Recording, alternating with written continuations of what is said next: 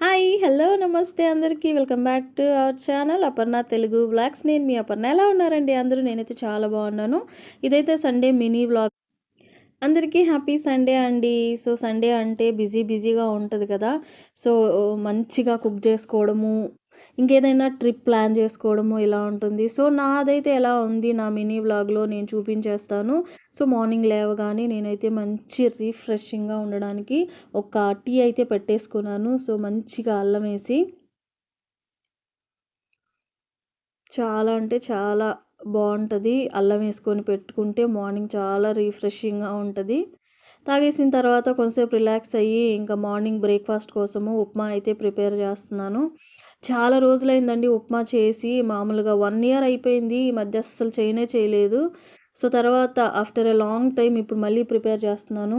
జీడిపప్పు వేసి చేశాను. చాలా బాగా వచ్చింది. అదే నేను తింటూ మీతో మాట్లాడాను కదా. సో టమాటాలు వేసి చేసుకుంటే చాలా అంటే చాలా బాగుంటుంది.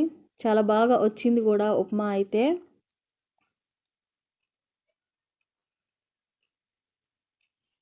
సో ఒక కప్పుకి 3 కప్పులు నీళ్ళు వేసుకుంటే మరీ గట్టిగా ఉండకుండా ఇలా ఉంటుందన్నమాట. తినేటప్పుడు సాఫ్ట్గా ఉంటుంది.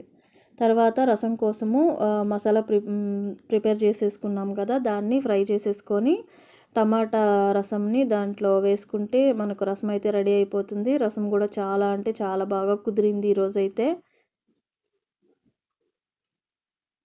తర్వాత చికెన్ కోసమని కడాయి పెట్టుకొని ఆనియన్స్ ఫ్రై చేసేసుకున్న తర్వాత అల్లం వెల్లుల్లి పేస్ట్ వేసుకొని తర్వాత జీడిపప్పు టమాటా పేస్ట్ వేసుకొని మంచిగా ఫ్రై చేసుకొని చికెన్ వేసుకుంటే మనకు చికెన్ అయితే రెడీ అయిపోతుంది.